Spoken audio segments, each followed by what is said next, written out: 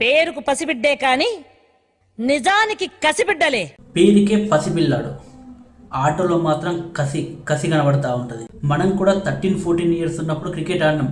కాకపోతే గల్లీ క్రికెట్లో నాకు బ్యాటింగ్ నాకు బౌలింగ్ అని చెప్పి గొడవ పడుతూ ఆడుకున్నాం. కాకపోతే ఈ కుర్రాడు 13-14 సంవత్సరాలకు ఐపీఎల్ లాంటి మెగా టోర్నమెంట్లో ఆడాడు. Yes, is mister Suryavanshi. Let's talk about him. తెలుగులో ఒక సామెత ఉంటుంది, పువ్వు పుట్టగానే పరిమళిస్తుందని. అలాగే ఉన్నట్లుంది సూర్యవంశి కూడా. మేబీ ఆ తల్లి కడుపులో ఉన్నప్పుడో లేకపోతే పుట్టగానే క్రికెట్ నేర్చుకున్నాడేమో తెలియదు, కానీ లైక్ ఏదో పెద్ద ఎక్స్పీరియన్స్ ఉన్న ప్లేయర్ ఆడతారు చూసినావా, అంతకంటే ఎక్కువ ఆడుతున్నాడు. లైక్ ఆ షార్ట్ సెలెక్షన్ కానీ ఆ మెచ్యూరిటీ కానీ చాలా అద్భుతంగా ఉంది.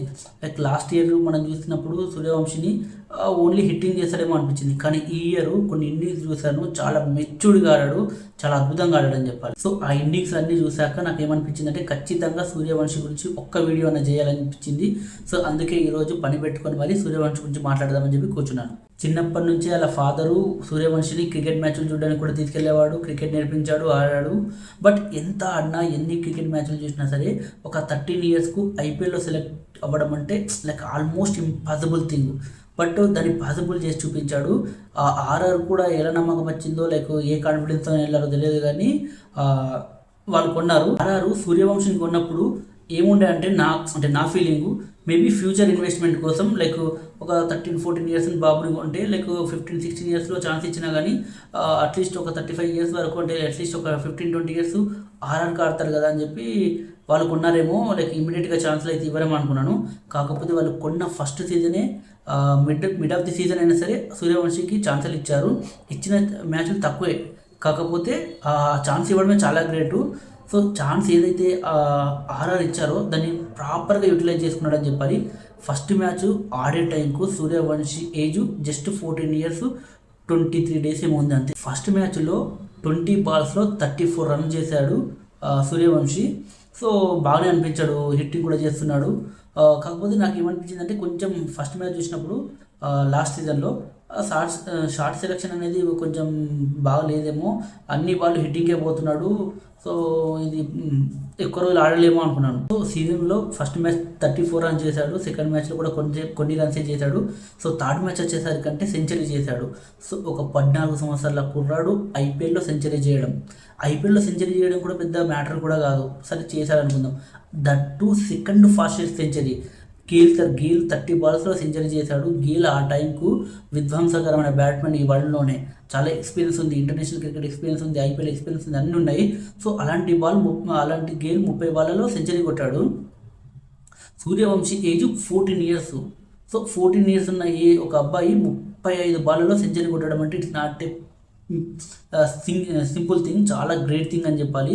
సో ఆ తర్వాత ఆల్మోస్ట్ అందరికీ అర్థమైపోయింది ఈ డెఫినెట్లీ సంథింగ్ స్పెషల్ అని చెప్పి. Last season only few matches మాత్రమే ఆడాడు, వచ్చిన అవకాశాలను చాలా బాగా యూటిలైజ్ చేసుకున్నాడు. ఈ ఇయర్ ఆర్ఆర్ మేనేజ్మెంట్కు సూర్యవంశి మీద ఫుల్ కాన్ఫిడెన్స్ వచ్చినట్లుంది.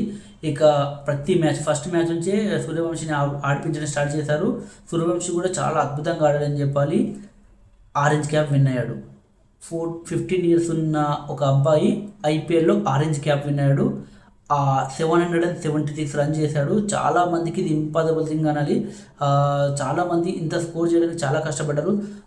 సేవాగ్, గంగూలీ, గంభీర్ ఇలాంటి ప్లేయర్లు కూడా ఇంకా చాలామంది ప్లేయర్లు ఉన్నారు. ఇలాంటి ప్లేయర్లు కూడా 700 రన్స్ చేయలేకపోయారు ఐపీఎల్లో.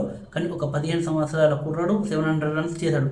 700 రన్స్ని కూడా ఏంటి 232 స్ట్రైక్ రేట్తో చేశారు. సో కోహ్లీ లాంటి వాళ్ళు కూడా ఇంత స్ట్రైక్ రేట్తో అన్ని రన్స్ చేయలేదు. కోహ్లీ 900 రన్స్ చేశాడు, కానీ ఇంత స్ట్రైక్ రేట్ లేదు. 776 రన్స్ని 232 స్ట్రైక్ రేట్తో చేశాడంటే అది నార్మల్ విషయం కాదు, చాలా గ్రేట్ అని చెప్పాలి. లైక్ మేబీ బాన్ అయితే టాలెంటెడ్ అనుకుంటా. కష్టం కూడా ఉంటుంది, ఎందుకంటే మనం చూసుకున్నట్లయితే ఈ సీజన్లో హిట్టింగ్ చేశాడు, కానీ కొన్ని మ్యాచ్ల్లో చూశాను అద్భుతమైన మెచ్యూరిటీ అనమాట. అంటే వికెట్లు పడుతుంటే వికెట్ ఇవ్వకుండా పర్ఫెక్ట్గా గ్యాప్ చూసుకొని ఎక్కడ ఆడాలో అక్కడే ఆడాడు. అఫ్కోర్స్ 3 సెంచరీలు మిస్ అయ్యాడు, 3 సార్లు 90స్లో అవుట్ అయ్యాడు. సెంచరీ రాగలేదు, బట్ ఓకే. బట్ చాలా మెచ్యూరిటీగా అనిపించింది మన సూర్యవంశి గేమ్లో, నాకు చాలా బాగా అనిపించింది. ఈ ఇయర్ సూర్యవంశి పర్ఫార్మెన్స్ చూసుకుంటే ఐపీఎల్లో highest strike rate 232 strike rate and orange cap winner 776 run చేశాడు and most valuable player Suryavanshi and emerging player of the year కూడా సూర్యవంశీ. అంటే ఒక చేతిలో పట్టుకోలేనన్ని అవార్డ్స్ గెలుచుకున్నాడు. ఇంకొక విషయం కూడా మర్చిపోయాను, మోస్ట్ సిక్సెస్ లైక్ దీనికంటే ఈ సూర్యవంశీ కొట్టక ముందు ఒక సీజన్లో హైయెస్ట్ సిక్సెస్ వచ్చేసి 59 అది గేల్ కొట్టాడు. ఆ రికార్డ్ని కూడా మన సూర్యవంశీ లేపు అవతల పడేసిండు. మోర్ దెన్ 60 సిక్సెస్ కొట్టాడు ఒక సీజన్లో. చాలా గ్రేట్. 65 ఏమో, I'm not sure the number, 65 అనుకుంటా. సో ఒక్క సీజన్లో 65 సిక్సెస్, అది కూడా ఒక 15 సంవత్సరాల బాలుడు. Definitely he got gifted child అని చెప్పాలి. ఇప్పుడు అందరి మదిలో మెదులుతున్న ప్రశ్న ఏంటంటే సూర్యవంశీ ఇండియన్ టీంలో వస్తాడా, వస్తే ఎప్పుడు వస్తాడు, ఆడుతాడా అని చెప్పి. నాకు తెలిసి ఇమ్మీడియట్గా రాకపోయినా maybe next year are next year like with in 1-2 ఇయర్స్లో ఖచ్చితంగా బీసీసీఐ సూర్యవంశిని మన ఇండియన్ టీంలోకి తీసుకొస్తుంది. ఇప్పటికీ ఇండియన్ టీంలో చాలా పెద్ద కాంపిటీషన్ ఉంది. సూర్యవంశి వస్తే ఖచ్చితంగా ఓపెనింగ్ ఆడాలి. సో ఆ ఓపెనింగ్లో చాలా పెద్ద కాంపిటీషన్ ఉంది. ఇటు మన సంజయ్ సామ్సన్ కానీ, శుభం గిల్ కానీ, జైస్వాల్ కానీ, ఇట్లా చాలామంది ఉన్నారు. సో సూర్యవంశి కనుక టీంలోకి వస్తే సో మరి ఇంకా ఎవరికి ఛాన్సెస్ వస్తుందో, ఎవరికి ఛాన్సెస్ మిస్ చేసుకుంటారో చూడాలి. ఖచ్చితంగా వస్తాడు, కాకపోతే ఇమీడియట్గా కాకపోయినా 2-3 ఇయర్స్లో వస్తాడు. సూర్యవంశి ఇలాగే ఆడాలని చెప్పి, ఇండియాకి కూడా ఆడాలని చెప్పి మనం కూడా కోరుకుందాం.